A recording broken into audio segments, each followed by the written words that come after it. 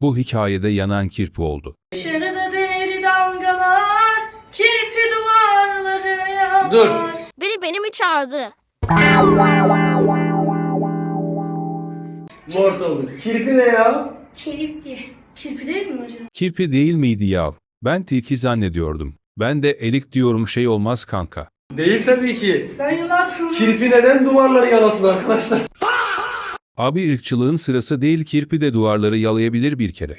Gelip dalgalar gelip duvarları yalar. Üşenmeden YouTube'a gidip baktım. Kirpi. Dışarıda deli dalgalar gelip duvarları yalar. Hocam bence siz yanlış biliyorsunuz. Dışarıda deli dalgalar, gelip duvarları yalar. Kirpi mi gelip mi bilmem ama kardeşlerimin sesi gerçekten çok güzel maşallah.